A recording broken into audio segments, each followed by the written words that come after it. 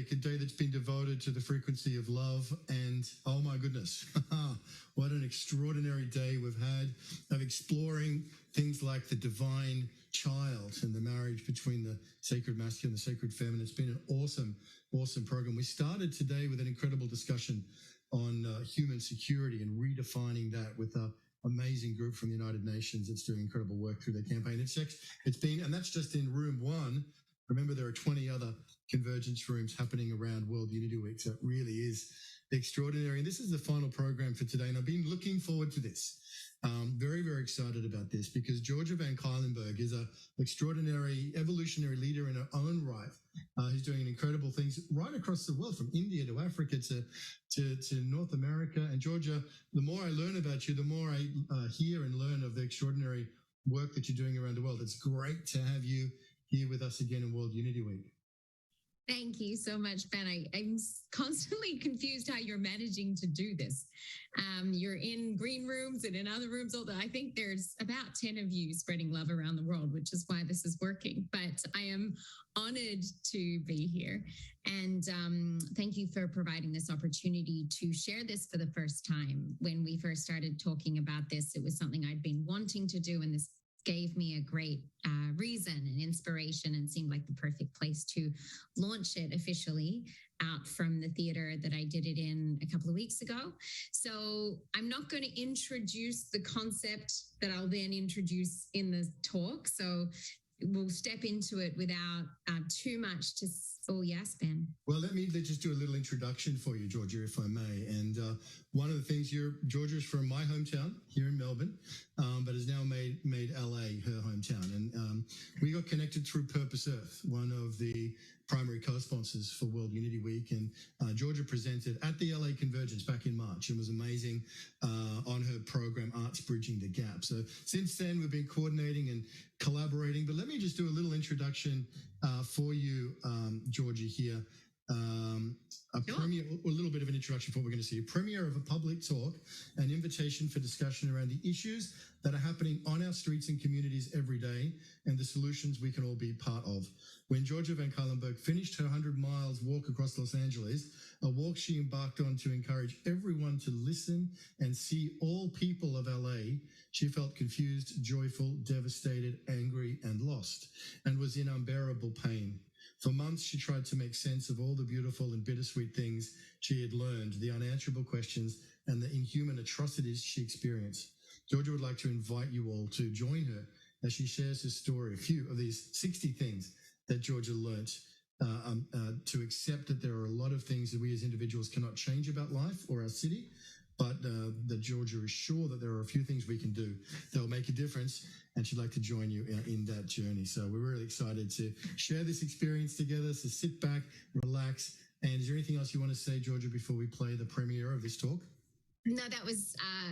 Thank you, Ben, for doing that. I think the only really important thing that I would like to invite people to do, because obviously if we don't talk about these things and share and ask questions, I don't think we can really grow together as much, being the point of being here this week. So please know that afterwards there is going to be a moment for discussion and questions and comments. We did that as well in the theater, and it was just such an incredible experience to have people sharing their experience and connecting it into the messages. So I really do want you all to know that your voice is invited and welcome, and a gift after the 50-minute talk. And hopefully within that talk, there'll be some things that inspire questions and such.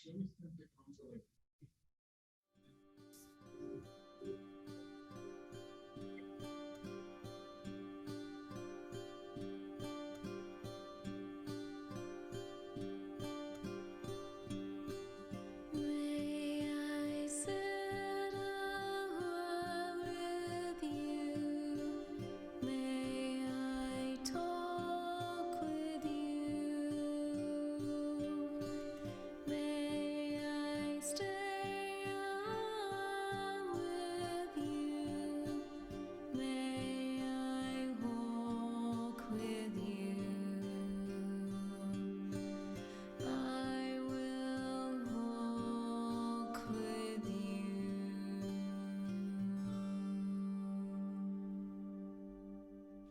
have to imagine that for most people, the restroom at the North Hollywood metro station is probably not somewhere that they think of with great fondness or happy memories. But for me, I will never ever forget that place. I stepped out of the interesting self-cleaning process that was happening at about 8 a.m. on a Sunday morning. I was about 75 miles into walking 100 miles across LA. And all I saw was an inquisitive look from two gang members doing a BMX exchange and a whole lot of shift workers coming on and off the bus. And there was a huge planter with a palm tree in front of me, and I decided to take that opportunity to apply more menthol cream to my burning knees. They were screaming at me, so I took my backpack and took it off and sat up against this planter and rolled these exact leggings up and applied the menthol powder to my knees. And I think I probably let out like this audible sigh, because a gentleman that was sleeping nearby, there was a lot of people sleeping there, and he sat up and looked at me and said, "Could I have some?" In my ignorance / innocence, I thought he thought it was moisturizer. So I said, oh, it's pain cream. And he went, "Yeah, I know. Could I have some?" And so I said, of course you can. And I got him, I was like, "You roll your pants up." And he had those like thick pants on. So he was holding them up with both hands. And then he looked at me with like, "What do I do?" And he wanted to put his hand out. And I said, I'll rub it on. So he looked at me like, are you sure? And I just said, "Of course I'll do it." And he's holding his pants, and I rubbed the menthol powder on his right knee. And I giggled and I said, "Look, our knees are totally the same. They're matching," because my knee was so swollen and his knee was so swollen. They felt the same. They were the same size. His were very black and mine were very white. But besides that, we were exactly the same. And we sat together for a few minutes and talked, and I asked him his name, and he said his name was Dwayne. And we chatted, and eventually I realized that I couldn't stay there forever. I had a walk to do. So I thanked Dwayne for this beautiful moment, and we both rolled down our pants and made sure we didn't get the menthol powder totally everywhere. And I said goodbye to everybody watching us, confused. As I walked away, I had the biggest smile on my face, and I was also crying. Because in that moment, I had been trying to find a reason to stop walking. When I was sitting in that smelly bathroom, all I could think was, what could I possibly tell everyone on social media that would explain why I stopped? Because I'm in so much pain and I don't want to do this. But when I met Dwayne and I walked away, this feeling settled in me that, yeah, today our knees are matching. But tonight, I'll go home and I'll put my knee in an ice bath. And tomorrow, I'll lie on the couch and use my knee as a fun thing in all my Zoom meetings to like humble brag about this walk I just did. And in a week, I'll have therapy on my knee, and it'll become something I talk about at a party, in a couple of months, or at some talk about my knee and how I got it. And he won't. He doesn't have an ice bath, and he doesn't have a couch, and he probably doesn't have people to tell about the knee that was swollen. And of course, my neuroscience nerd kicked in, and I realized the part of us that processes pain, the anterior cingulate, is the same part that processes social connectivity and isolation. And Dwayne doesn't have anybody to take away the pain, but in a couple of hours, I'll be walking with somebody who will take my mind off it. And it's because of Dwayne that I finished the walk. I don't think I would have finished it if I hadn't met Dwayne. And I finished that walk for Dwayne and everybody else that I'd seen with swollen limbs and wheelchairs and just waiting to get on a bus in pain. I guess I should explain how I came to be walking 100 miles across LA. The idea came to me when I was done sitting in Zoom meeting after Zoom meeting of well-meaning people who wanted to come together and make a change and fix our city, and we're going to do something with innovation and my tech idea or my startup. We're going to fix LA. And something was missing to me, because when I looked at those faces in the squares, I really wanted to know, are you really here because you care about the people and what these problems are causing them, or you just don't want to feel uncomfortable about the problems anymore? Because we can't fix these problems if we aren't experiencing them. We can't change our city looking at it. We have to lift it up from within. You have to at least know somebody and their story if you want to change their life. You have to walk a mile in their shoes. So that's what I decided to do. I was going to walk 100 miles. And I wanted to listen, and I wanted to watch, and I wanted to hear and understand and visit with the people that we spend way too much talking about and not enough time talking with. I also had this idea, because you can't take the non-profit business owner out of me, that I was also going to raise $100,000. 100 miles, $100,000 will be easy, it'll be cute, everyone will love it.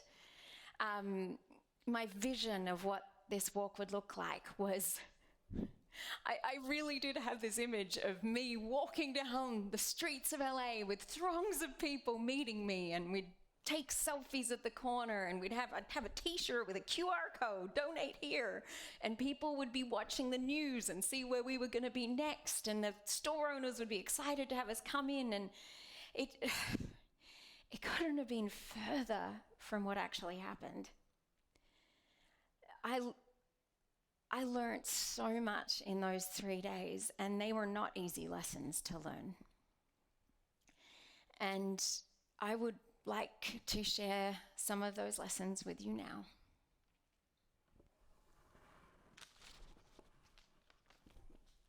People will go to extraordinary lengths to avoid making eye contact with you. I decided on the first day that I was going to say hi and how are you to everyone I met, which became almost like a chasing game. I had to catch people's eyes because nobody wanted to look at me. In fact, one guy, I was walking down the Long Beach pathway, and a guy was riding his bike, and he saw me from a good 100 yards away, and he was not using his phone. As he got closer, he pulled his phone out and lost control of his bike because he didn't want to make eye contact with me. It almost became like a safety mechanism by the end, because when you say hi to somebody, they get such a fright that whatever they were thinking of doing to you in the dark, they no longer want to do.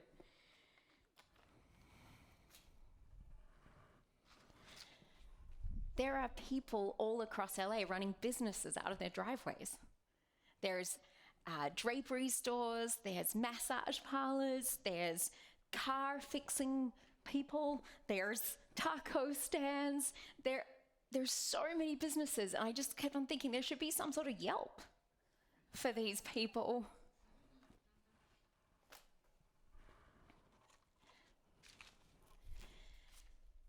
Smiling at a stranger or having a stranger smile at you can completely take away any negativity or any pain you were feeling. And what's super cool is we all have the power to do that.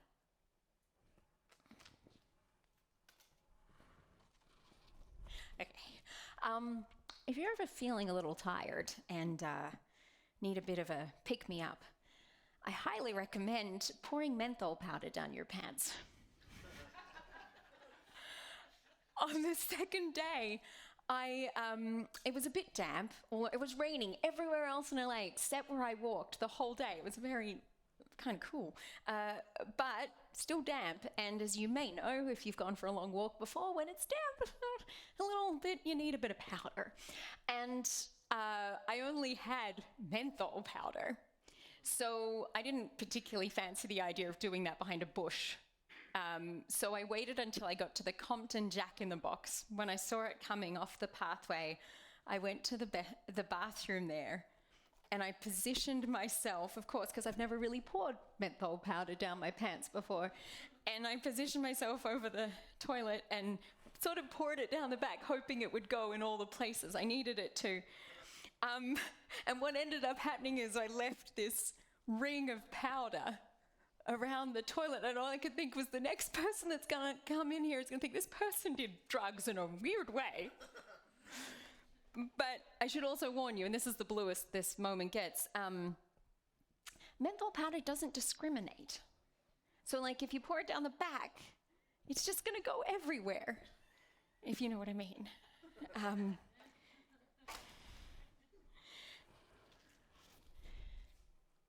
People in South LA, when you're walking on the street, will offer you a ride. No one else offered me a ride anywhere else in LA.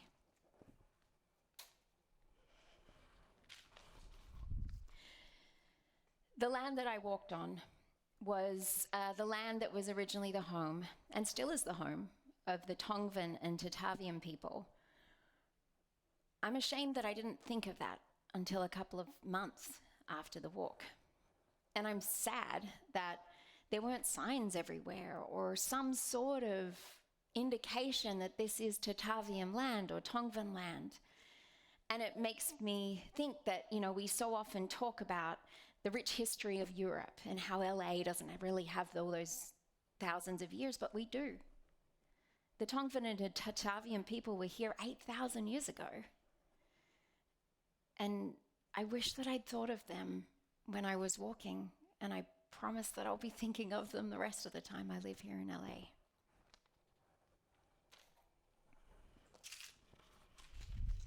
You haven't quite worked out whether this lesson is that I should listen to the universe or not to dumpster dive.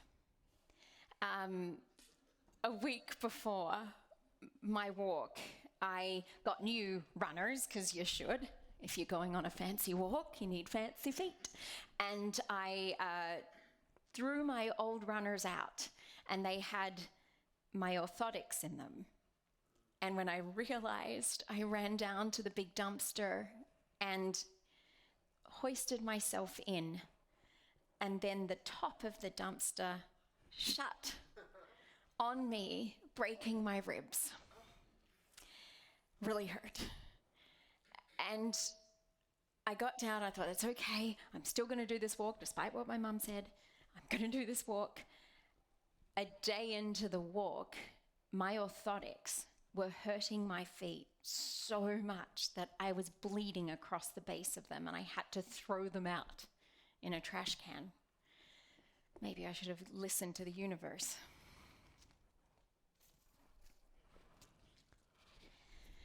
When you are in profound levels of pain, your brain does this amazing thing.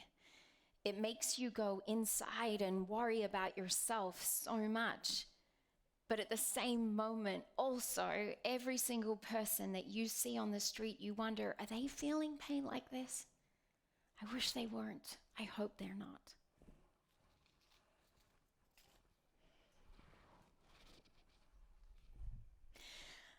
I learned I should never judge a white Hummer in a dead-end street in Inglewood.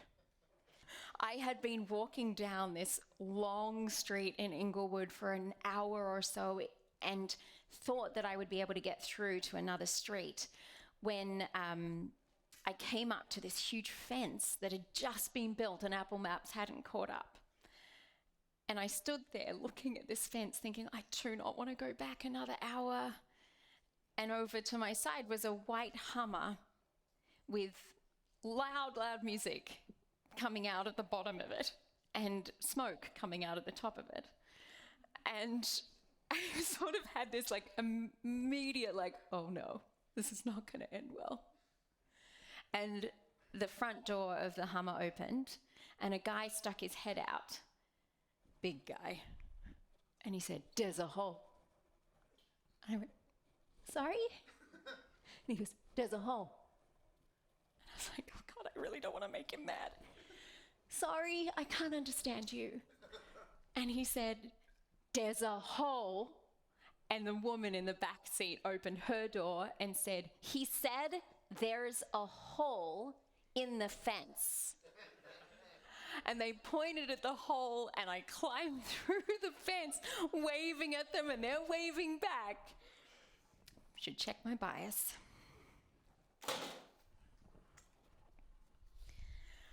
Bodies are incredible things, and so are minds, because I would be lying in bed.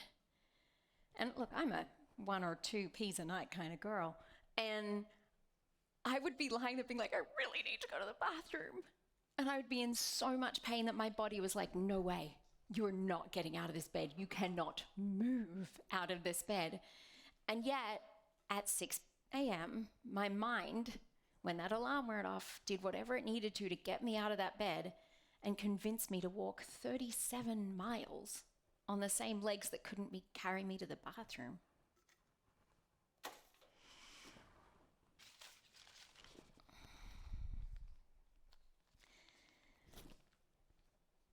It's not okay that there are people in our city sleeping in dog cages. On the second day when I was walking up the Long Beach path, I saw a dog cage that had a blanket and it had a welcome mat in front of it and a woman sleeping inside of it. Have we really dehumanized people so much that it seems acceptable to sleep in a cage? And what's silly is when I was writing this, I thought, well, what's better, a cardboard box or, and I thought, I can't even believe I'm thinking this.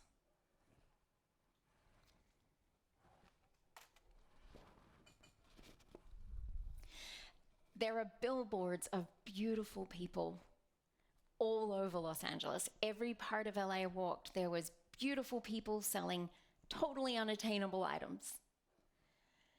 And what struck me was also at every bus stop, well, not everyone, but so many of the bus stops or corners of the street, I saw beautiful people with the same faces, those same amazing eyes that you see on the billboards, all the same facial structures.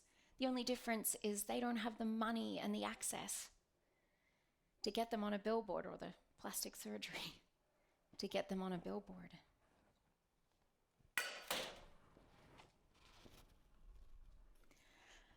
When you have walked 37 miles and you get to drink cold water, there's nothing better. From now on, I'm always going to carry cold water or water in my car for the next heat wave, just in case I come across someone that might need some.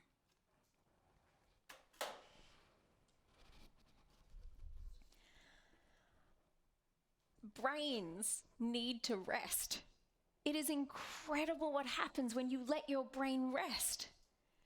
I would go 3-hour stints where I'd put my phone away and there wouldn't be billboards and there wouldn't be signs and there wouldn't be conversations or music or anything. And it was like my brain was dancing inside of my body. It would come up with all these weird ideas. This talk came from me being left alone with my thoughts, so I'm sorry. But our brains need that. It was literally, I was like, I know, brain, isn't this fun? Oh, I wish we did it more. Oh yeah, you really shouldn't text when you're walking, especially when you're tired. I was walking down that same street about to meet the Hummer when I came up to an uneven part of the ground and I was texting somebody that's here tonight. And I flipped over, but did that weird when you have the headphones thing and you pull and it like yanked, and I did a weird thing and I kind of caught myself and then I just went flat. But what was sweet was there was a man in a car nearby and he came running over. He's like, oh, are you okay? And he helped me up. And it made me giggle that there's some things that are so universal that after he checked I was okay, both of us looked at the phone and went, is it broken?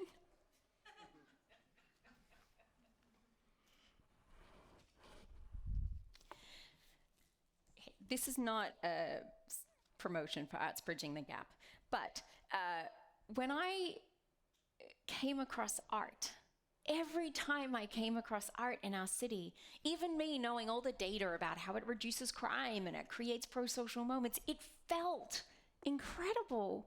I wanted to turn to everybody and be like, look, isn't that beautiful? Don't you love the colors? Isn't it nice?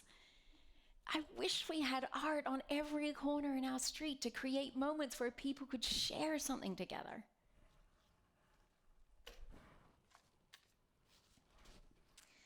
I learned that the friendliest strangers live in Watts.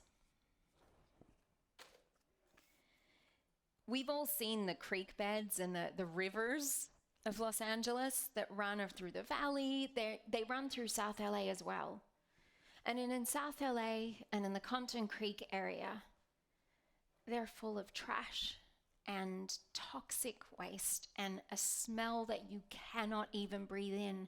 And there are houses that run all the way along it. And I'm talking miles and miles of a stench and dead carcasses of cats and rats and half animals that you step around. It's so obvious what parts of our city get care. And yet we judge people for acting like no one cares or is watching them in certain areas of LA.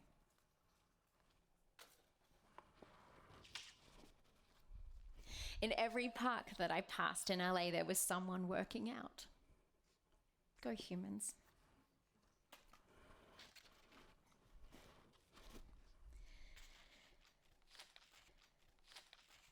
When you're out alone on the street, you notice the people that you don't hear from more than you might want to admit.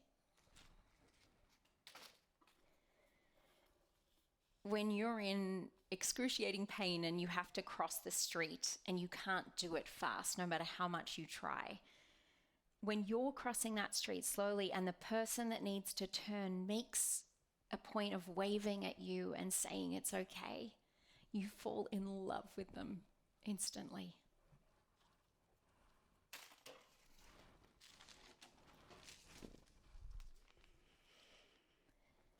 There is trash all over our city. Every street corner, there is trash. Some streets, I would be feeling fine, I'd walk down them and there'd be trash everywhere, and I felt my whole body and my whole self just go to a dark place because of the trash around me. Also, there are no trash cans in our city.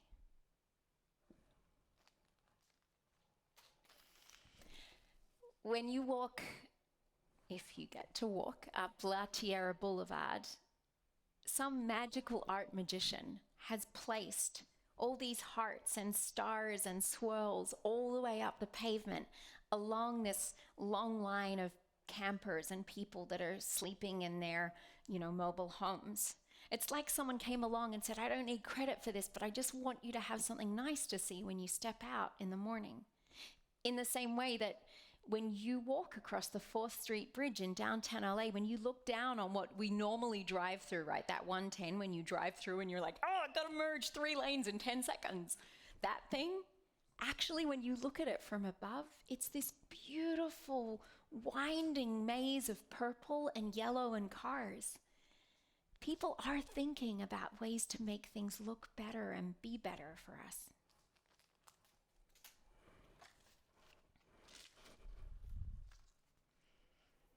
I passed thousands of people experiencing homelessness on my walk, and not once did I feel scared. But I do think that by the way they looked at me, they were scared of me.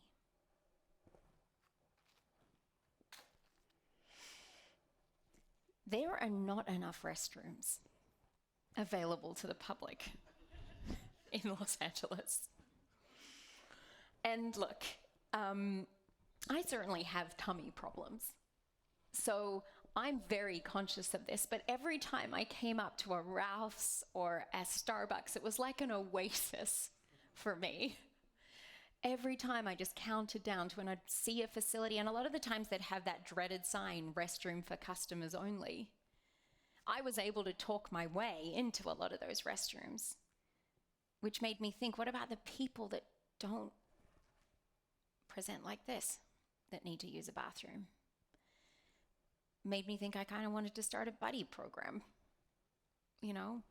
One attainable looking person and one person that needs to use the bathroom could go together in Ralph's. It's just something. Using a bathroom is just plain dignity, right?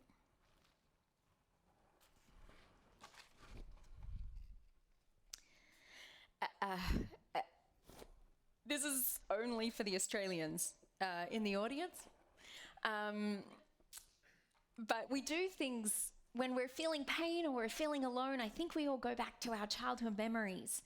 And when I was walking through LA, I was finding myself going, ooh, with every step. When I grew up, there was an Australian cricketer called Glenn McGrath. He was tall and handsome, a great fast bowler, and we just loved him, and terrible batter. But besides that, we loved him. And he would run up, this long run up, and the entire hundreds of thousands of people in the crowds and at home would go, ooh, Glenn McGrath, ooh, Glenn McGrath. And so I found myself walking through LA going, ooh, Glenn McGrath, ooh, Glenn McGrath.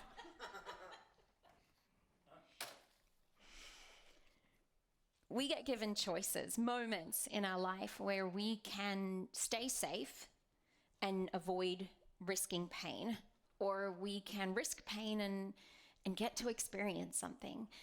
I was walking down Sepulveda Boulevard early on my walk, so I was still conscious of my rib. Believe me, by day 3, my knees were winning.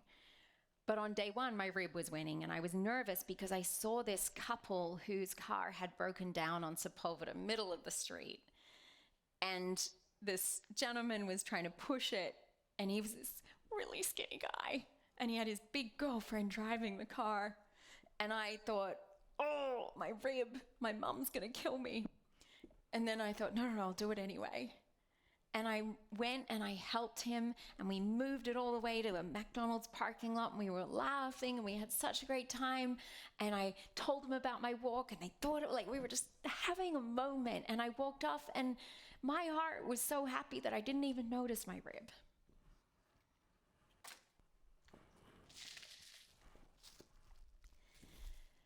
Going downhill hurts so much more than going uphill,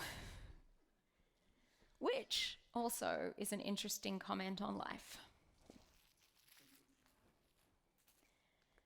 There's a vacant firehouse on 5th and Wall Street in downtown LA. It is the coolest building, and it's been for sale forever. All I want to do is take that and turn that into a drop-in center for young people and arts. And once I noticed that one, I started noticing all across LA, there are so many vacant places in the middle of community areas where people could come together and do art or dance or sing or something if just someone would take the real estate agent and the person and put them together.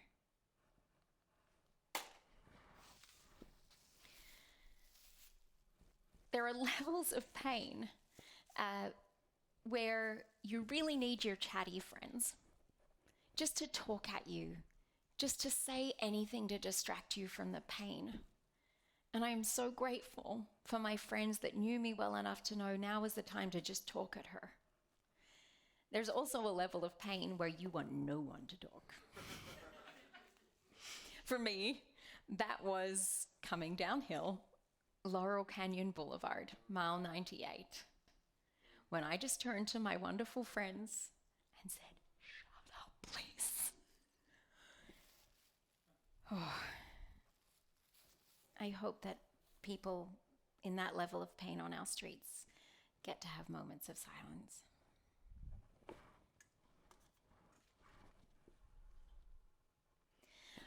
People in LA, and I'd imagine all around the world, are just trying to do their best.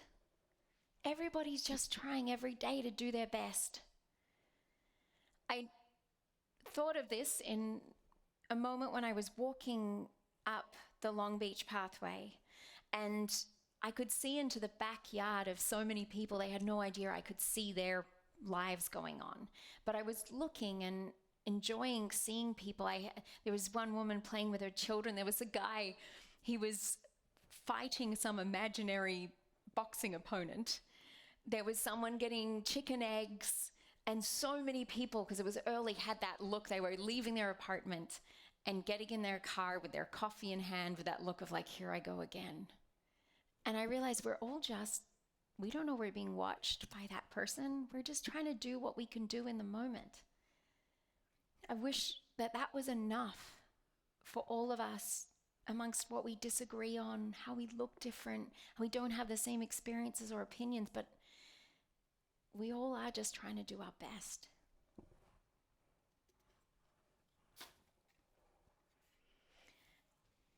I'm not very good at asking for help. And there were 2 points on the walk where I really needed something. And Joe had texted me and said, I'll come and meet you. What do you need? And I wanted to be the normal, like, I'm fine, just come you, just you. But I said I really, really could do with some lip gloss. When she turned up with that eucalyptus lip gloss, it was like Christmas. Putting that stuff on, I just wanted to like put it on the whole rest of the walk. And I still have it, and it makes me smile every time I put it on. The other moment was near the end of the walk. I really wanted to be looked after. I was so just completely done, and I needed to be looked after. And so I texted somebody and asked them if they could look after me. It was so hard to do. But what I got was a drive home and someone who ran the ice bath for me and undid my shoelaces and undressed me and pretended that I didn't smell as bad as I smelled, even though he insisted on rolling more deodorant on before he did it, and lifted me into the ice bath and sat on the toilet talking to me to distract me from how freaking cold that ice bath was. I don't remember really feeling that cared for, and I wouldn't have if I hadn't just asked for help.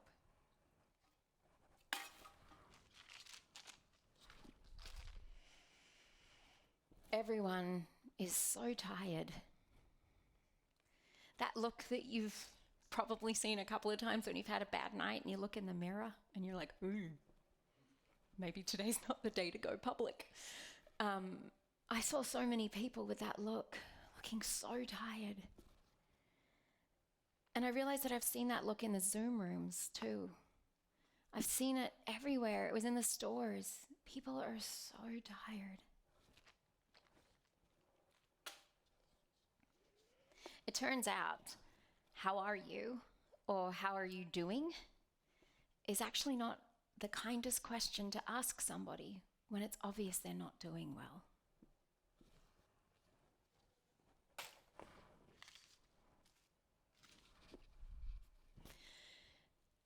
I have had the absolute pleasure of getting to know a lot of people that live in a lot of the communities that I walked through, whether it's Watts or Compton or South LA. I've spent a lot of time there. And I have always gravitated towards these people, kind of more like family to me than a lot of other people. And I never really understood why I admired them or loved them so much. And it was in a moment in Watts when I went to visit my friend Maria that I realized what I think it is. Maria runs Watts HP Meat Market. She owns it now. Her husband owned it before, and her husband's father owned it before him. It's been in their family for so long, and she is so proud of that place. But it took me a long time to win over Maria. I had to go in there a number of times. She would give me this side eye, like, what do you want? What do you want to be in? Why are you in here? And we ended up painting a mural on her building, and I have spent days and days with her. And when I walked in, she gave me the same side eye, because that's how we do it. But she said, take whatever you want, whatever you need. She didn't even ask me what I was doing there. Just, do you need anything? Take it, whatever. And I said, Maria, I noticed that the mural is super tagged up. Why haven't you called me, or why didn't you call somebody? And her integrity, Maria's integrity, commitment to the community, she said to me, well, I can't call it in, or I can't call you, because if one of the gang members comes in and asks me if I ratted on them, I can't lie.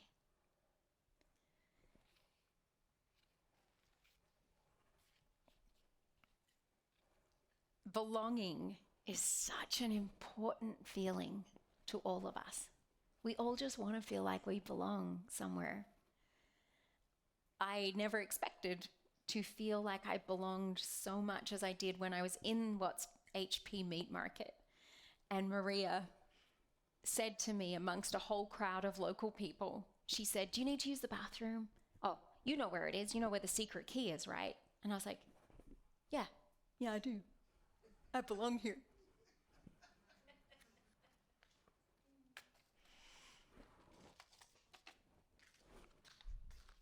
Turns out that song is really true. No one walks in LA.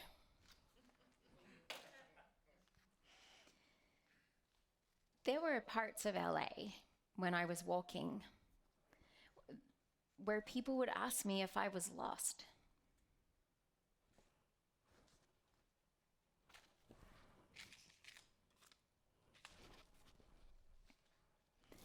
There's a really big difference between looking at somebody and seeing somebody.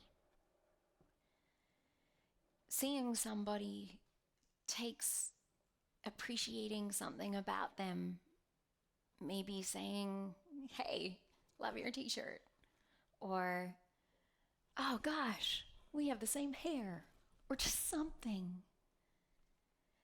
It's interesting, I'm a word nerd as well, and the term respect, something that I think we all just want so badly.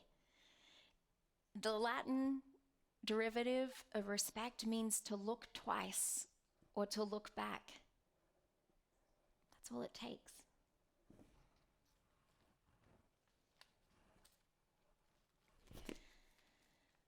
When you mention certain parts of LA that you're going to or been through, some people will make a sort of face about it. And all that means is they clearly have never been there.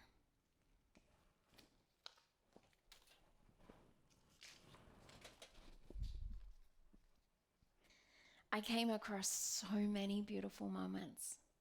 It made me realize that everywhere in our city, in every second, there is a beautiful moment happening.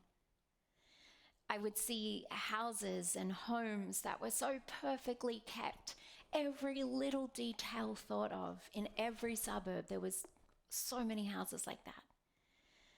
And there'd be these little moments of human perfection, like when I was in South Park waiting for a friend to come and walk with me, and I was putting Band-Aids on my feet, and a little girl was hanging out with her, what I assume were like her cousins and her grandpa, and she came over because she could see that I was having trouble, you know, when you're trying to do a Band-Aid and you got cream and it isn't sticking, and she wanted to help me.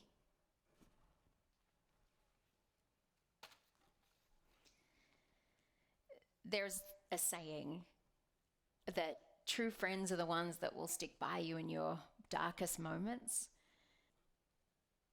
I never understood how true that is.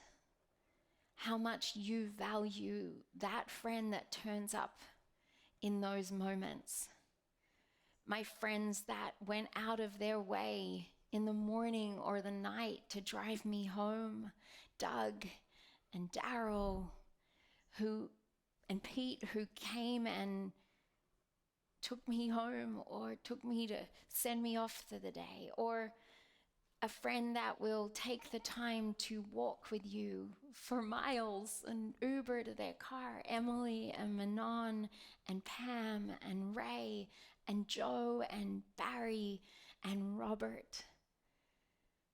You never, ever know how much someone means to you until you need them.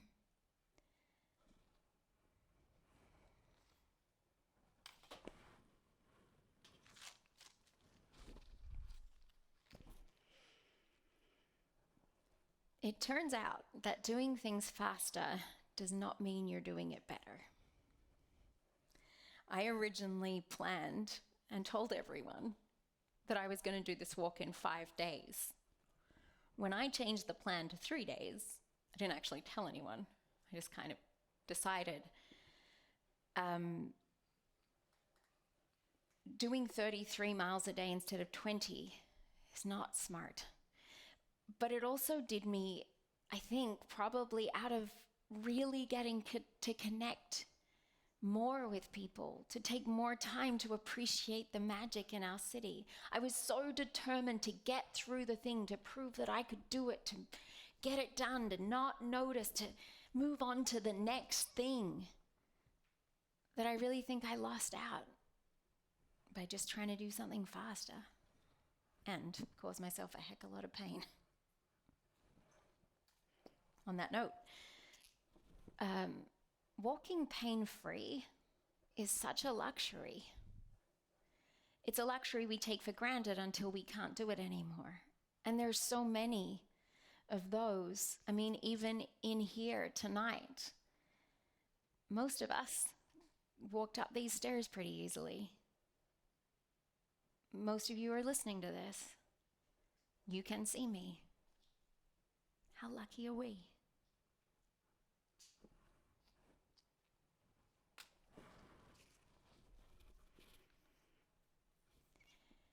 Turns out that Secret's deodorant have been lying to us. In their commercials, they offer you 24-hour odor protection. I applied that Secret's deodorant at least 3 times each day. And judging by the look on that person's face who lifted me into the ice bath, they really need to rethink their branding.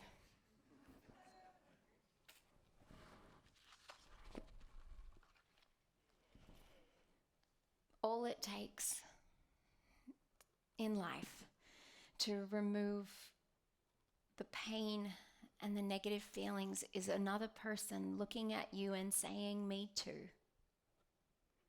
For me, that happened with Dwayne. In that moment, nothing else mattered. It was just me and Dwayne. And everything was perfect. And we all have pains in common.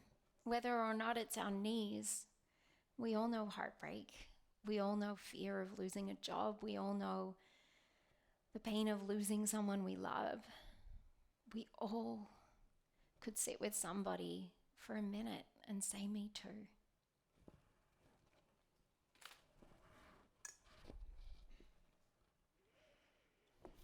I set a goal. I'm really good at that. I'm always setting new challenges. I didn't really meet my goal this time. Yes, I did finish the walk. In fact, I walked 103 miles, it turns out, which, by the way, would have saved me the Laurel Canyon had I thought about. But I didn't raise anywhere near the money I thought would be so easy to raise. There weren't throngs of people waiting to meet me at street corners. There were no store owners offering me water for social media moments, or there was no QR code or anything that I'd pictured. And I was left confused and I've said it too many times, so much pain. Not just physically. That took me a couple of months to get over. But the emotional pain and the confusion and the frustration and the anger wasn't part of what I signed up for. It was meant to be fun. And I was just left with this feeling of none of this makes sense. It doesn't make sense that there are the most beautiful people all around LA that will never get to experience how special they could be because of the part of the city they were born into. It doesn't make sense that there are so many people avoiding other human eye contact because of the pain they're feeling. It doesn't make sense that so many of the people that I asked to join me, or the people who wanted to come out changed their mind because it's too hard to look at this stuff anymore.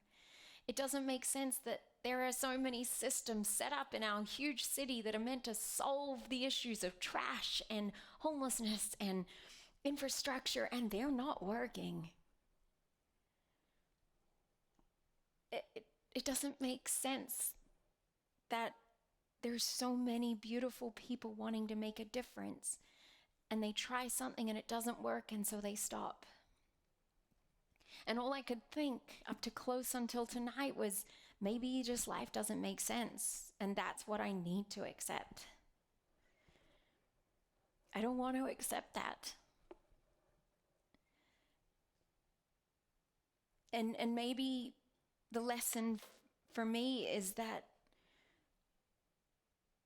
even when the big things don't seem to make sense, and even when you as one person can't change all the big things, you can smile at somebody. You can say hi. You can wave someone on in traffic. You can pick up some trash and carry it for a minute or two until you find the trash can. You can offer to help someone when they're clearly in pain. You could do so many little things that would actually make a real difference.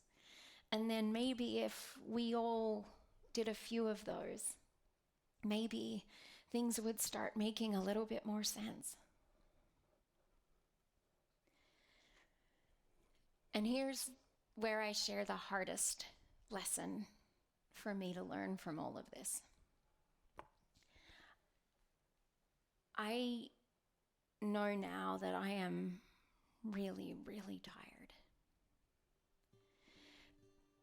I'm exhausted, not just from the walk, but being in a city like ours and seeing the things we see every day is exhausting because I know I'm not alone.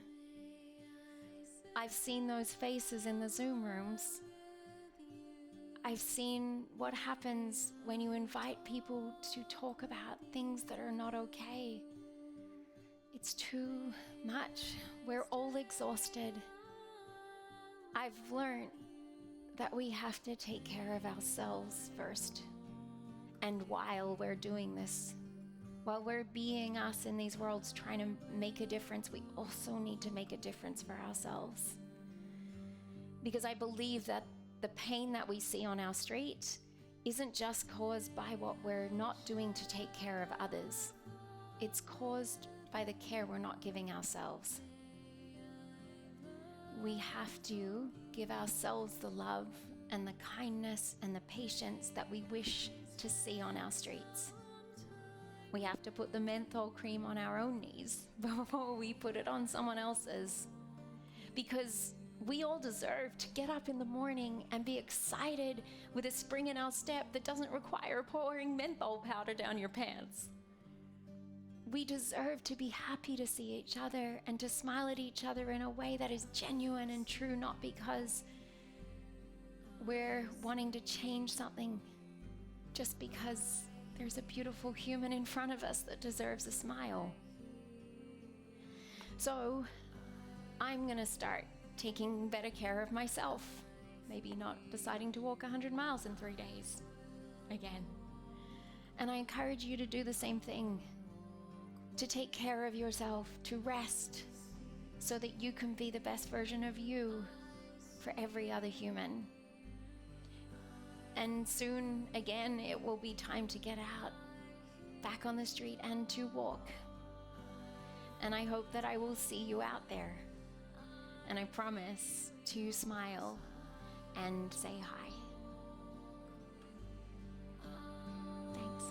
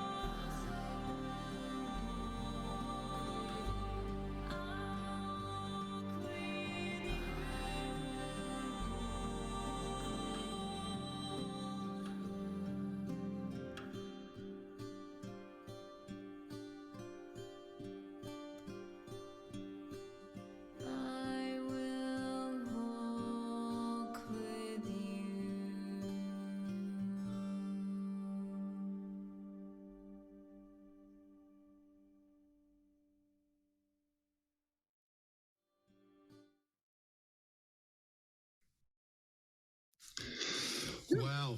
Wow. Wow. Wow. Georgia, you are like just so incredible. What a great talk.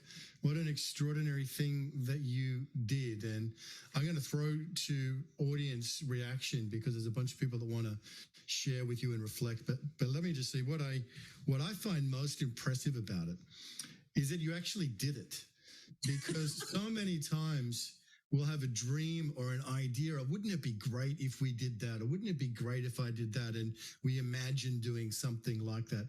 I actually remember as a kid thinking about doing something very similar to what you did, going to LA, going down to Compton, meeting people of different color and cultures, and connecting with them, but it was just a fantasy. But you actually took it to the street and you did it. And I just think that's so important. And as I was watching it, what really struck me, and I'm sure struck everybody, was, we're talking about the establishment of a new earth or a new culture, a new planetary culture. And without reaching out to the least of these, as they say, without reaching out to those who are disadvantaged, those who are on the street, those who are going through hard times, which is just another expression of ourselves.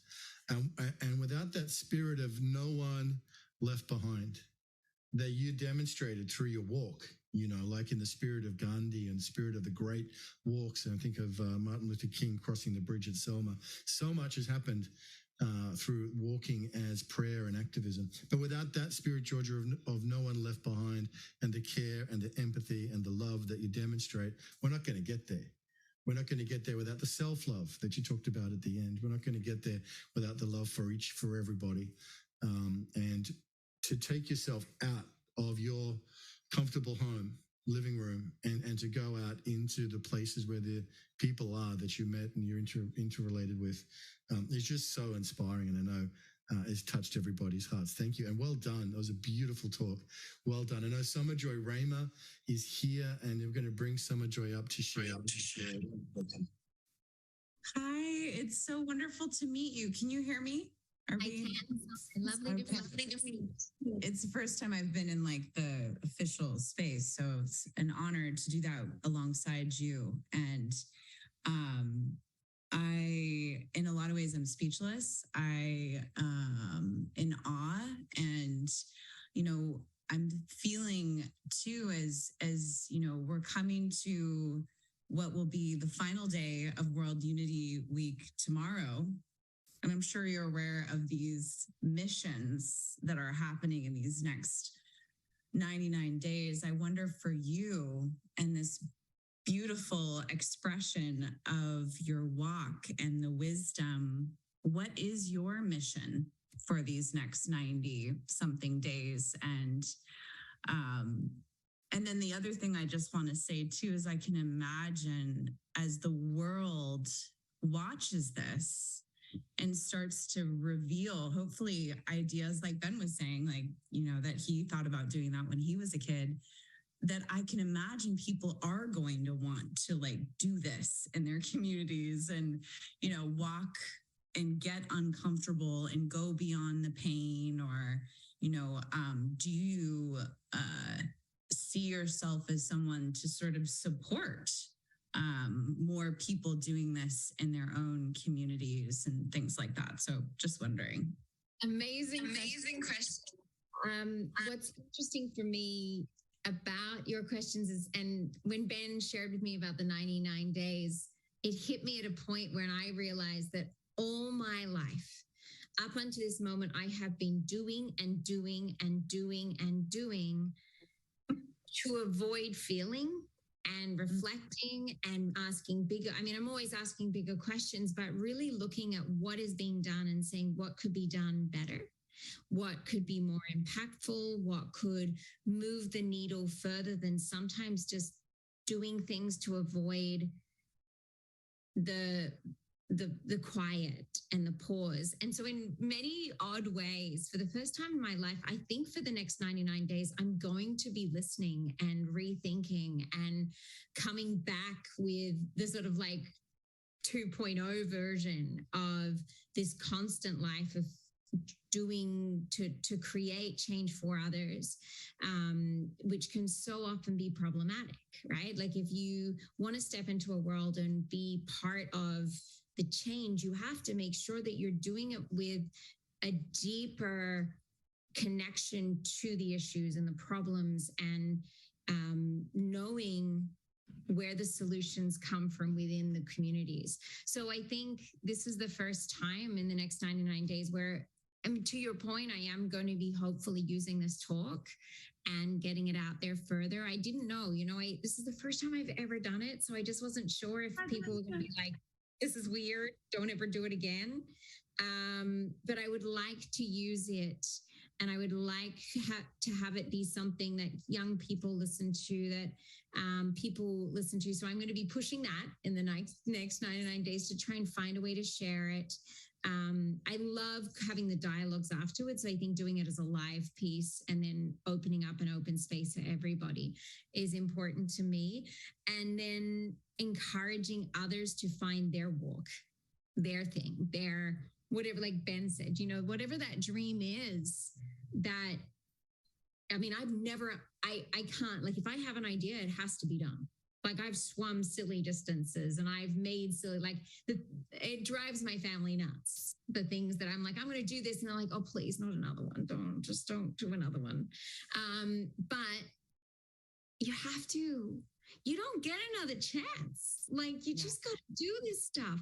So maybe hopefully this will inspire people, or at least pose the question for them. I love it. And I'm so with you on that, of when I get a call within my being of like an idea that often does feel quite crazy. One of the most recent, as Ben knows, I just danced for 24 hours in my Zoom room and I didn't stop. And I really related to some footage of that. Oh my gosh, I saw some footage of that. You're amazing. And I can relate with you about that. Like, I felt like I was walking on the streets. The people that would enter my Zoom room, I felt like I was just like in the most intimate space with them, like rocking them and just seeing them and just exchanging these experiences that I felt as you were revealing your stories on the streets, and struck by the white, the Hummer, and recognizing, letting those biases just dissolve before your eyes. I mean, not only did you, we all have them, but then you also got to lean in to that. And I feel that, and I'm so inspired to experience more of that I feel you really faced. That I think that is in some ways what is the ethers of this new Earth Rising, is like true, real, vulnerable intimacy with each other, Yes. So thank you. It's the each other part that, like when Ben spoke, both of you have hit on what I think is the answer. And what I experienced is we talk about like, let us all go together, right? Like lift everybody up. Never from a place of they need to be lifted up, but their presence gives us a gift. I think so often we think of this like the levels of people being here, there, or wherever. And when you realize that just doesn't exist, it actually doesn't. Sure, in finances, there are people that are here and people that are here. In culture, there are people that are here, and in wisdom, there are people that are here, but it all equals out. There's always something that someone has to bring to a conversation, a moment, and a connection that you don't have. Yeah. And it's when you walk streets of different cities and different places and you see moments like, I don't know how to do so many of the things that I saw people on my way. I don't understand the way to be in family and connection that a lot of our Latino communities here. Like, I didn't grow up that way. I love my family. They're great, but I don't have that bond because that's part of who they are. To learn the same way that I might be able to teach them about something I learned in a neuroscience textbook, they can teach me how to have family like that. Like, who has it? It's so important that we consider when we create this new world and we rise, everybody comes equal to this story. And that's what doing this show. I mean, I always believed it, but to see it that way, I needed those people. I needed those people every second I was on that walk. and everybody gave me a gift in some way, whether it was a tough gift or a great gift. This is how our world is. And I think if we remove all of the learnings that we get as we grow up, these people are this people, these people are this, you're this, and your label is it. When you let go of all that, it's just like one big party. Yeah. And also that the party was found in the most surprising places too. That's another thing that really struck me, is the gentleman that you had the exchange of the stuff that you were rubbing on your knees. Like that right there, that was like this surprise that you got to get in touch with inside yourself of like, oh, this is why I did this. Like, so beautiful. Thank you so much, and just bless your journey and your rest of your walk. Thank you so very much, and keep dancing. Keep dancing. We'll be dancing tomorrow night in the closing ceremony, the continuation ceremony, and Georgia will be crossing to you and another incredible project of Arts Bridging the Gap with the mural tomorrow night as well, which we're excited about doing. So all these things are coming together in great ways of getting connected. We'll bring Carol's voice in here. There's just one comment here in the chat I want to read out from Dorina Joy, who says, "Wow, Georgia, what an amazing experience and journey. Thank you so much for sharing these precious lessons and wisdom gained along the way. Deeply moved and grateful to you and all these insights and gems." She does have a question, which is, what would you do it again? I was thinking that as well. Would you do it again? If yes, would you change some things? Just park that question. We'll come back to that. Let's bring Carol in here, because Carol, you had a comment and a reflection, and we'll come back to Dorina's question before we close. Well, most importantly is just, a huge applause for what Georgia has created. It's just so original. I love the concept of your stage and the garbage in each piece, prompting your reflections and your lessons. It's awesome. And, every level that you've touched on. And I really was only going to ask before your last share with the previous person, how you were thinking since then, how to create that intimate unity. And I see that just really sharing your show wider and more broadly is the answer. But because I too try to use art as bringing individuals and groups to, I guess, the awareness of their own divinity and their own connection and their own capacity to channel beauty with their art. So it would be fun someday to meet you here on the East Coast if you ever want to collaborate. But, congratulations and continued success with your spreading this beautiful, beautiful insight and experience. Thank you, Carol. That's so beautiful. Yes, always. I'm going to be spending a bit of time on the East Coast this year, so maybe we'll find a way. But I think that was, to your point, one of the things that was very important to me was the following 48 hours, because I put this out there and I had an audience, and every single person, I think, in that audience contacted me within the next 48 hours and told me about a moment that they had where they were like, I was walking past someone and I just took a second and I asked them how they were. Or, I was in the grocery store and my neighbor came by and who came to the thing and told me, she's like, I met this guy and I talked to him and we had this fantastic. And so everybody did something a little bit differently after seeing this. And that was the part that mattered to me, because I only want to do things that are going to create that change, that intimate, personal difference that will make a difference. And it did. So for me, like you said, art can do these really profound things that we can't quantify like we can with science sometimes. But I really think it's important that we keep doing these things, because if it changes one theater full of people to just be friendlier to a stranger the next day, then it's making a difference. And so for me, I went from being like, should I do this? Like, should I take up this space, to, if that's going to do that for everybody that sees this, then I have to do this again. So thank you so much for pointing that out, because art really, it's so magical. You've got proof positive. That's fantastic. It's great to hear. Thank you again. Thank you. Thank you, Carol. Thank you. Thank you for that reflection. One of the things I love, Georgia, was your your honesty around how you thought it was going to happen.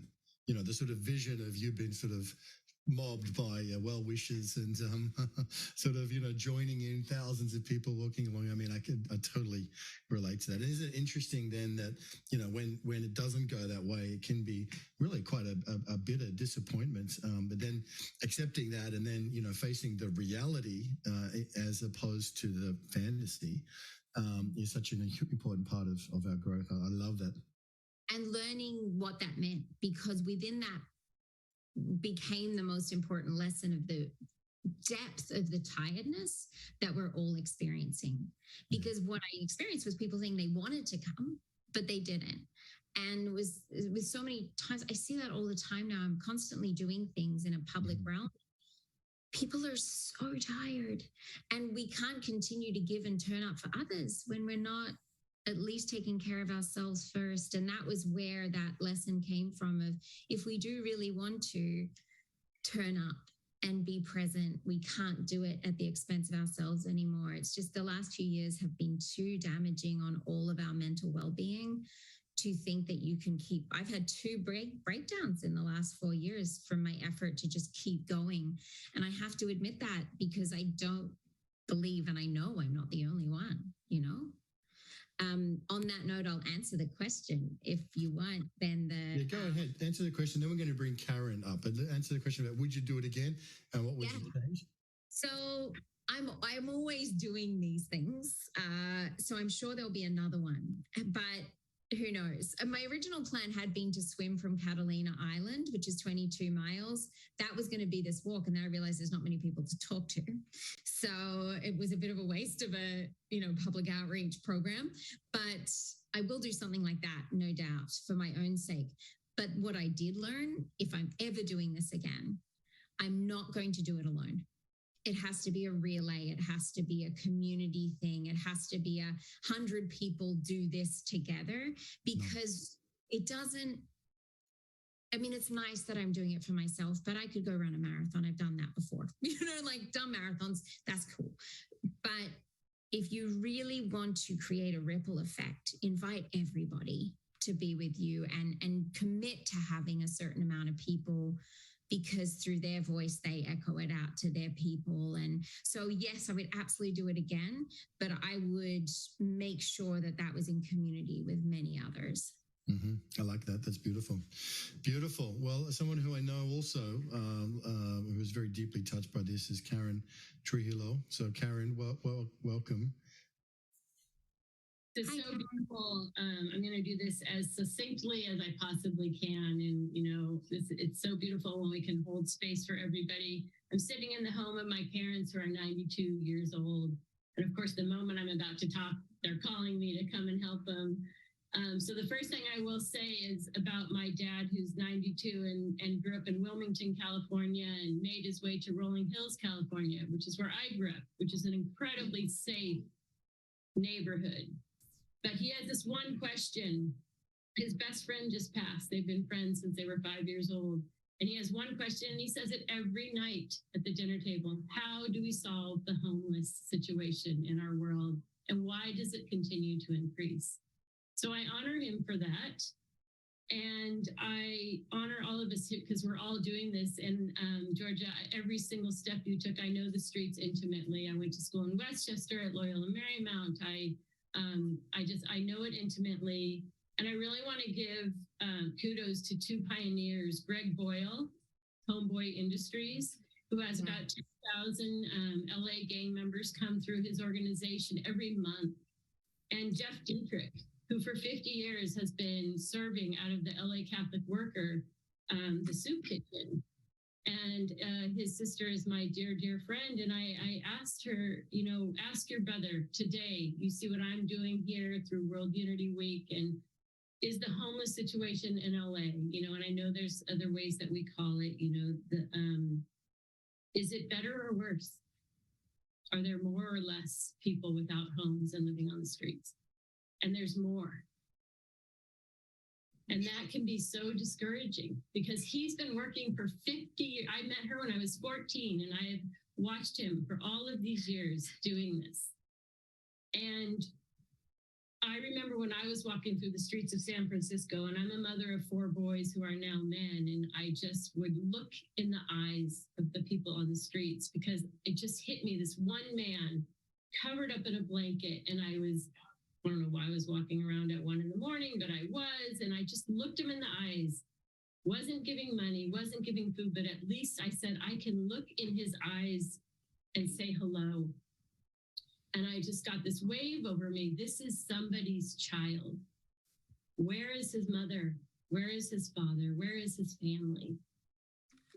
How do we care for these people that you walked by? How do we at least say hello? And the beautiful thing is we're doing this here. So many people here in World Unity Week. And Ben, I really honor you because you said that was your childhood dream. Yet the first thing I heard you say when you said that the LA convergence was happening is how do we connect with those on the streets that don't have homes and don't have enough food? And maybe we didn't reach that in March when we gathered. I know that I didn't do all the things that I had aspired to do with the LA convergence coming. Yet then here's Georgia, and she's just done this walk. And so I was so moved by your entire presentation, just tears streaming down my eyes. And, I say, yes, do it again. Let's get Greg Boyle. Let's get Jeff Dietrich. Let's honor them for what they've been doing. And let's ask those people who have been on the streets for so long, and how can we all support each other? We are this one human family. And again, just inspiration by my dad. He loves to watch America's Got Talent. And so he calls me in when it's a really good show. And this week I've been on the computer all week, and he's like, you have to see this. It was a group of people from the streets of LA. I don't know if any of you have watched it, but go on and look on the internet and look it up. They all live in the streets of LA. They found each other. It's a musical group. They sang together. They came together. They got the golden ticket. It's so inspiring. So we just continue to carry this forward. And thank you for, what John and Summer started, that torch of compassion. Thank you, Georgia, for carrying that. And we're doing this. Thank you for sharing all of that. I don't want to start on answering that question because I've been working with our friends experiencing homelessness since 2007 very consistently. I have a farm down on Skid Row where we employ men who are getting their life back on track. So I have experienced it intimately every week of my life of 18 years. I have many theories, but I will say to everyone in this group that there is something you can do to move the needle on homelessness, and that is looking every single person you see living on the street in the eye in a human manner and making them feel human. Because the science that we have that shows that people's brains don't even register people experiencing homelessness as human, they feel that. And we question why they don't behave well, and we question why they behave like they're not being watched, because they're not. And if we want our fellow humans living on the street to start accepting help and to start being willing to take up an offer from a social worker, it's going to take the many undoings of many years of being treated less than human for them to trust us again and to trust another human that represents all the people that look at them with such disdain. It's going to take time. So when we say they don't want help or they're not this or they're whatever, all the judgments we might put on them, imagine all the things you've never seen that have been done to them and how you might respond. So for me, just choosing to look at every person with love and compassion and kindness, even if they're having a moment of mental instability, just smile. And that will move the needle over time. You won't see it, and that shouldn't matter. Just do it because you know it's making a difference. And I'll stop there because I will go forever on this because it's a huge issue for me. Thank you. Thank you, Karen. Thank you for that beautiful, heartfelt sharing. This is wonderful, Georgia, just hearing all the different reflections. This is so very much what the intention for this session was to really have a conversation. We've got one of our broadcast partners from Hubcast wants to come on and share as well. This is Mark Caron. So let's give Mark, great to have you on this side of the screen. Your story was completely incredible, and I've been blessed to hear your shares and so many parts of your stories over the course of this week.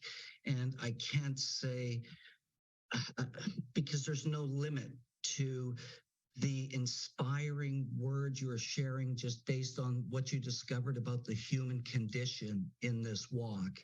And you have said so much. And like you said, we could talk about this for hours because I think there's so much there. And, you know, some of the things that you said is about, you know, asking for help, right? You know, ask those who can help you. And even if you don't get the help, keep asking people until you get what you're looking for, right? And what you need. And so many of us get so afraid of asking for help when we need it. And, you know, we shrink down. And you really said it so eloquently in regards to the human condition. We don't know what people are going through in their day and what's going on. And to smile and to bring them in, for me, it was just completely inspiring. And you also said the other thing where you plan to do your walk in 5 days, and then you did it in 33 days.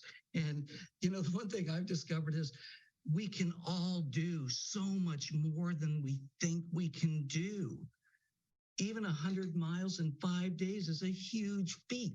And you're right, faster isn't necessarily better, but it's pushing ourselves beyond the limits where we can, you know, stretch and grow. And there's so much we can do to help change the world just by listening and being compassionate. And you know, it encompasses, you know, the oneness. I think that was the theme a few days ago, how we are all one. And when we take care of each other and understand and live with compassion, where love is the word of the day, you know, that's what we're talking about. When we show up with love, understanding, non-judgment, and appreciation, we truly have the ability to change the world, even if it's just one person at a time. You know, so it's just fantastic. And I think the question that I would have for you is, in your talk, and since then, with all the feedback you have gotten from so many people around the world now, is there something specific that you didn't necessarily cover in your talk or even here that was like a mind-blowing epiphany that, you know, has changed you and that, you know, you can continue to share the world? And one thing I do also want to say is I love what you said, your answer to would you do it again? Because so many of my questions were answered. I took a bunch of notes. It was fantastic. Would you do it again? And what really touched me is you said I'd make it a community event and spread it out. And I say that because I know you're talking about the homeless LA. We're here in Vancouver. We got a problem with the downtown east side and homelessness and things of that nature. And I just a call to action for everybody to step outside of yourself. Do something a little uncomfortable to make a difference in someone's life, because you don't know what a kind word can do for someone. So thank you so much. And if there's anything else, because, you know, you've blown me away, we could be here for the rest of the night, I'm sure. Mark, what a gift. You're such a joy. I've had the pleasure, of course, like you said, of talking to you off the screen, so to speak, in the other room.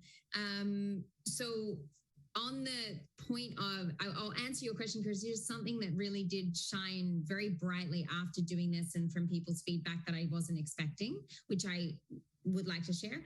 But also on the thing of when you step out of your comfort and do something for others, every time, without fail, I leave that experience wondering if there's any way they could have got more than I got. I'm like, hang on, I was pretty sure I was doing that for them, but I feel so delicious and so grateful and warm and great, just in love with life, that how could I have ever thought that I was doing something to help someone else today? Like, I feel selfish now. So I want to also say that when you do step out of your comfort and you do create a moment where you're volunteering or whatever word you want to use, it's always in service of your greater love for life as well. So there's that but I do want to say that the thing that I learned, which thank you for bringing this up because it's a work in progress in my brain and my body right now, is I put this talk out and I spoke about being in pain and stressed and confused and lost and all of these feelings.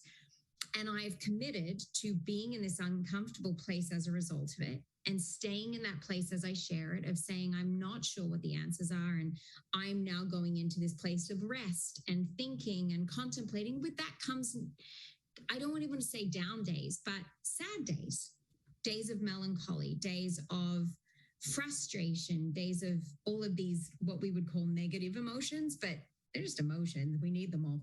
And what's been so fascinating is pretty much everyone in my life tries to fix me on those days. Everyone's like, oh no, what can I do? How can I make it better? What do you need? Or, oh, I'm so sorry. I'm like, don't be sorry. This was the point. I want to feel sad. I want to feel frustrated. I want to feel all the things I've never allowed to feel before because I was too busy doing myself out of a range of emotions so that I can move forward and move into a new space. So I think it's so fascinating that even when you create a talk about the importance of these moments, people still, it's so delicious and adorable, but like people still want to fix you to be happy. And I'm trying to explain to my friends that I don't want to be happy anymore.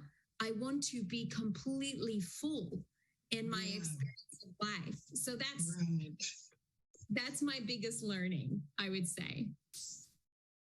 Oh, wow. This is so rich. This is so rich. There's so much here. I love the idea, Georgia, that you've got of continuing to have these kind of conversations afterwards, watch parties, if you like, that then are followed with this rich dialogue. Last one is Dr. Barbara Ledger, who wanted to come up and share something about her own experience.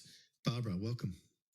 Thank you so much, Ben, and thank you so much for the way you shared your learnings. It was a fabulous, vulnerable, honest, gutsy thing. And when my kids were 4 and 6, I was homeless with them for almost a year. Fortunately, I wasn't raised out of that mindset. And so I had some coping strategies just from the way I was a farm kid. So, I had that. What I noticed is that it was very easy, even having successful role models in caring childhood, even with that, it was easy to start feeling not okay about ourselves. And so, and I thought, if that happens to me, how does it happen to someone who's never had that support, who's, like you said in the beginning, never had a chance because of where they live in the city or because of just the way life is, the economics of it all. And I learned so much, and I don't know, it's a very different time today, but I learned that there's angels everywhere and that we all can be angels. And there were so many angels for me. And I don't think it's just because I'm a tough and strong and fairly fearless person. I think there were so many angels, and I somehow let them in. And I counted them once. There were 68 angels, and one of them even financed my house when I got off the streets. One of them co-wrote a loan. So what I do today, besides the other work I do in the world, my car is full of rolling suitcases, all nested together, and lots of backpacks, and in the winter, rain ponchos and all kinds of stuff. And I always stop, not always, but when I can, when it's feasible, I just know how much a little thing like that matters. And when you're carrying 5 bags, a rolling bag is so easy to keep in our car and just give it away. And there's zillions of them that only have 2 wheels, and we think we need 4. But for them, 2 is really a big leg up. The magic of Me Too. Yeah. Like you knew, you understood. That's what it's so obvious to me, the empathy that comes when you've experienced it and you can say, me too. So I'm going to give on to you what I needed or wanted, or it's so powerful. And that you're even able to own. A lot of people in your position now would not tell that story because of, I don't want to tell people where I came from, you know? And we just can't afford to do that. We can't, like, the power of vulnerability that you show, to own where you came from, but also to say, like, to also say it shouldn't have been me, right? Like, that in itself shows us all that we're all one big mistake, or I don't want to say mistake, but one big issue away from finding ourselves in a position we never thought would happen to us. That's right. And I say that all the time to people when I have a button that has they with the red line through it. It's so easy to just make that stereotype. And I think we need to lovingly invite people out of those places. And I do. I say, you know, what if you were there? You know, one, by the grace of whatever, any of us could be there. One illness, one job loss. Yeah. And although I wouldn't wish the pandemic, you know, on anyone as a thing, there was a humbling that, you know, with everything comes, there's a silver lining to certain things. And I think that what I saw was a lot of people realizing that money and position can't save you from certain things. And I don't want anyone to be sick. Yeah. But I simply want us all to realize that we are all just as vulnerable to life. I'll just end by saying that my dad, at the end of that experience, asked me what I learned. And I told him a lot of things, but one thing I said was, I think it would be a really good idea if anybody who really wants to make a difference in the world just has a year of poverty and they don't have their diplomas and they don't have their badges and all the things that make them who they are. And they just have themselves and they have to get by. Because it gave me such a different view about life, which is very important to me in the work I do now. Which is in Ukraine, which needs every bit of everything I've got. So, yeah. Oh, thank goodness you're doing that work. Thank you so much for infusing it into your work. Wow. Thank you for sharing. Thanks so much for being here today. Thanks, Ben. Thank you, Barbara, for coming up and sharing. That was amazing. That was amazing. You know, I think, Georgia, if you put it out there and say, you're going to do this 100-mile walk in LA and you want 100 people, I don't think that's going to be too hard to get 100 people to come and join you. I reckon there's about half a dozen here in the room that'll probably sign up for that. Thank you so much for being that example of compassion, and, you know, just really awesome. And such a great reminder, you know, of what it's really going to take for us to get there and to manage this transition together as a collective family. It's been amazing. I wish we had more time. You're tomorrow painting a mural which is bringing together warring gangs that have had an extraordinary history. Do you want to just say 30 seconds? What are you doing tomorrow? For anyone that's out there that is going to tune in again, you'll see my face tomorrow, a bit more paint on it. We are in the middle of painting a mural at the moment. So we've been there since Tuesday, painting in South LA, in South Park that I mentioned in my talk. South Park Recreation Center has historically been known as a park that housed a Latino and a Black gang. And 30 years ago, they came together and made a truce. And that truce has been held, that park now exists as a safe place for the families of both gangs to be in. And so as part of wanting to beautify this park that has been given a whole lot of new resources and a whole lot of great sort of sports fields and all that sort of stuff, a group of LAPD officers actually contacted me and asked if we would be willing to do our work, which is these community collaborative murals with their community. So we went down and worked with the youth at the summer program last year. And then we interviewed a number of the adults that hang out in the park about what would be meaningful for them to see on the wall. And we brought a Black female artist and a Latino female artist together in those sessions, Ethel and Armani, and together they designed an art piece that has a number of the young places. Rashad is in it. So faces of the young kids are actually in that mural, and there's a couple of pieces of imagery from the original peace walk that they had to create the truce, and then a couple of other sort of just like basketballs and things that the kids now love doing there. And we are painting it at the moment. We'll be there tomorrow. Interestingly enough, when we cross, I'll be there with Casting Society of America are coming to volunteer tomorrow. So they'll be there painting with us when you do cross over to us. And yeah, that's what you'll be seeing tomorrow is us in that park painting. Amazing. Georgia, you are just incredible. You really are incredible. And I know you don't do this for the accolades, but you are just something special. And Arts Bridging the Gap is doing incredible things. And tomorrow, during our continuation closing ceremony, we're going to cross live on location to the mural and check in with you, Georgia, which is great. Thank you for tonight. That was just superb. And I know this is, the first of many of these such kind of convenings based around your talk that are going to be healing, uplifting, education. You're the first. You're the first. Happy Yes. here. Yes. Amazing. We love you, Georgia. Thank you so much. Thank you so much. Thank you. Take care. And thank you, everyone, for sharing.